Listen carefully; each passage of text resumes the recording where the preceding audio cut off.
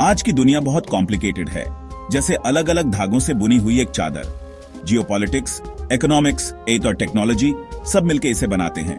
दिसंबर 1 2024 तक बहुत सी इंपॉर्टेंट चीजें हो रही हैं, जिन्हें हमें ध्यान से देखना और समझना जरूरी है। पूर्व अमेरिकी राष्ट्रपति डोनाल्ड ट्रंप के प्रोटेक्शनिस्ट रेटरिक से लेके इंडो पैसिफिक में बढ़ते तनाव और भारत के इकोनॉमिक मैन्यूवर्स तक दुनिया भर में अनसर्टेनिटी और अपॉर्चुनिटी दोनों है। इस ऐसे में हम 5 की डेवलपमेंट्स देखेंगे जो ग्लोबल हेडलाइंस बना रहे हैं और फ्यूचर को शेप कर रहे हैं। ये डेवलपमेंट्स अलग अलग नहीं हैं, ये इंटरकनेक्टेड हैं और पूरी दुनिया में रिपल इफेक्ट्स पैदा कर सकते हैं। इन इवेंट्स और उनके इम्प्लीकेशंस को समझना 21वीं सदी की कॉम्प्लेक्सिटीज को नेविगेट करने के लिए बहुत जरूरी है। पूर्व अमेरिकी राष्ट्रपति डोनाल्ड ट्रंप हमेशा बोल्ड स्टेटमेंट्स देते रहे हैं और ब्रिक्स देशों पर उनका लेटेस्ट अटैक कोई एक्सेप्शन नहीं है। ट्रंप ने धमकी दी है कि अगर ये देश एक नई ट्रेडिंग करेंसी बनाने की अपनी योजना के साथ आगे बढ़ते हैं तो वह इन देशों से आने वाले सामानों पर पूरे 100% टैरिफ लगा देंगे। ये नई करेंसी अमेरिकी डॉलर के डोमिनेंस को चैलेंज कर सकती है। ट्रूथ सोशल, ट्रंप के फेवरेट प्लेटफॉर्म पर दी गई इस धमकी ने इंटरनेशनल कम्युनिटी में हलचल मचा दी है। ब्रिक्स देश ब्राजील, रूस, भारत, चीन और दक्षिण अफ्रीका ट्रेड के लिए यूएस डॉलर पर अपनी डिपेंडेंस कम करने को लेकर ज्यादा वोकल हो रहे हैं। रूस के यूक्रेन पर हमले के बाद, अमेरिका द्वारा लगाए गए सैंक्शंस के बाद डी-डॉलराइजेशन की एक कोशिश और तेज हो गई है। ट्रंप का एग्रेसिव स्टैंस उनकी अमेरिका फर्स्ट पॉलिसीज और ट्रेड नेगोशिएशंस में टैरिफ्स को हथियार की तरह इस्तेमाल करने की उनकी आदत की याद दिलाता है।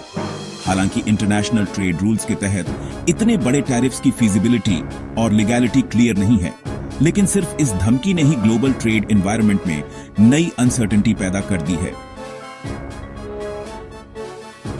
इंडो पैसिफिक क्षेत्र जियोपॉलिटिकल टेंशंस का केंद्र बन गया है और ताइवान स्ट्रेट एक खास वॉलेटाइल फ्लैश पॉइंट बनकर उभरा है। अमेरिका ने हाल ही में ताइवान के लिए $385 मिलियन के मिलिट्री एड पैकेज को मंजूरी दी है, जिसमें F-16 फाइटर जेट्स और एडवांस्ड रेडार इक्विपमेंट के क्रूशियल स्पेयर पार्ट्स शामिल हैं। ये लेटेस्ट एड पैकेज अक्टूबर 2024 में ताइवान को $2 बिलियन की आर्म्स सेल के बाद आया है, जो वॉशिंगटन के ताइवान के बचाव को पोटेंशियल चाइनीज अग्रेशन के खिलाफ मजबूत करने के क्लियर कमिटमेंट को दर्शाता है। ये खबरें ऐसे समय में आई हैं जब यूएस फिलीपींस और जापान में टेम्पररी मिलिट्री बेसेस बनाने और मिसाइल यूनिट्स डिप्लॉय करने पर भी विचार कर रहा है, जिससे इस रीजन में स्टेक्स और BIH गए हैं। चीन, जो ताइवान को अपना एक ब्रेकअवे प्रोविंस मानता है, यूएस मिलिट्री एड पर भड़क गया है और वॉशिंगटन पर टेंशंस बढ़ाने और उसके इंटरनल अफेयर्स में दखल देने का आरोप लगाया है। अगर अमेरिका इसी रास्ते पर चलता रहा तो चाइनीज गवर्नमेंट ने सीरियस कॉन्सिक्वेंसेस की चेतावनी दी है, जिससे दुनिया की 2 सबसे बड़ी इकोनॉमीज के बीच पोटेंशियल कॉन्फ्रंटेशन का मंच तैयार हो गया है। रिजर्व बैंक ऑफ इंडिया या RBI, भारत का सेंट्रल बैंक, अपने अपकमिंग इंटरेस्ट रेट डिसीजन की तैयारी करते हुए एक डेलिकेट बैलेंसिंग एक्ट का सामना कर रहा है। रिटेल इन्फ्लेशन RBI की अपर टॉलरेंस लिमिट 6% से ज्यादा होने के साथ एक्सपर्ट्स का मानना है कि सेंट्रल बैंक अपनी 6 दिसंबर की पॉलिसी रिव्यू में अपने करंट बेंचमार्क इंटरेस्ट रेट 6.5% को बनाए रखेगा। RBI ने फरवरी 2023 से रेपो रेट को अनचेंज्ड रखा है। इकोनॉमिक ग्रोथ को सपोर्ट करने की जरूरत के साथ इन्फ्लेशन को कंट्रोल करने की जरूरत को केयरफुली वे करते हुए।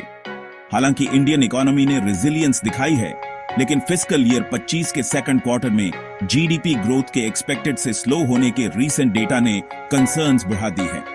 RBI के डिसीजन के बिजनेसेस, कंज्यूमर्स और ओवरऑल इंडियन इकोनॉमी पर दूरगामी इंप्लीकेशंस होंगे। रेट हाइक से इन्फ्लेशन को कंट्रोल करने में मदद मिल सकती है, लेकिन इकोनॉमिक ग्रोथ भी स्लो हो सकती है। इसके उलट रेट कट से इकोनॉमी को जरूरी बूस्ट मिल सकता है, लेकिन इन्फ्लेशनरी प्रेशर्स और BIH सकते हैं। सेंट्रल बैंक की dilemma current global economic environment में पॉलिसी मेकर्स के सामने कॉम्प्लेक्स चैलेंजेस को हाईलाइट करती है। महिंद्रा एंड महिंद्रा की इलेक्ट्रिक एवेन्यू EV मार्केट में नेविगेट करना। दुनिया का ऑटोमोटिव उद्योग एक बड़े बदलाव से गुजर रहा है, क्योंकि इलेक्ट्रिक वाहन, जलवायु परिवर्तन और बैटरी तकनीक में प्रगति के कारण तेजी से लोकप्रिय हो रहे हैं। भारतीय automaker Mahindra and Mahindra M&M इस बढ़ते बाजार में हिस्सेदारी हासिल करने के लिए एक साहसिक कदम उठा रहा है और अपनी इलेक्ट्रिक पेशकशों के लिए एक अनूठी बिक्री रणनीति की घोषणा कर रहा है। M&M अपने इलेक्ट्रिक वाहनों को अपने मौजूदा डीलर नेटवर्क के माध्यम से बेचने की योजना बना रहा है, जो टाटा मोटर्स जैसे प्रतिस्पर्धियों से अलग है, जिन्होंने अपने ईवी के लिए अलग बिक्री चैनल स्थापित किए हैं। यह दृष्टिकोण ग्राहकों को पारंपरिक आंतरिक दहन इंजन IC वाहनों और ईवी के बीच तुलना और चयन करने की अनुमति देगा, जिससे इलेक्ट्रिक मोबिलिटी में परिवर्तन अधिक सहज हो सकता है। M&M की योजना है कि वह अपने नए बी बूटोरो 6 और XUV बुएन इलेक्ट्रिक SUV की डिलीवरी 2025 की शुरुआत में शुरू करे और अपने XUV और B ब्रांडों के तहत 5 इलेक्ट्रिक SUV मॉडल पेश करे। कंपनी की रणनीति इस विश्वास को दर्शाती है कि अधिक विकल्पों की पेशकश, परिचित बिक्री और सेवा अनुभव के साथ मिलकर भारत में ईवी अपनाने को बढ़ावा देने की कुंजी होगी। क्रिकेट को अक्सर भारतीय उपमहाद्वीप में एक धर्म कहा जाता है और एक बार फिर यह भारत और पाकिस्तान के बीच कूटनीतिक संघर्ष के केंद्र में है।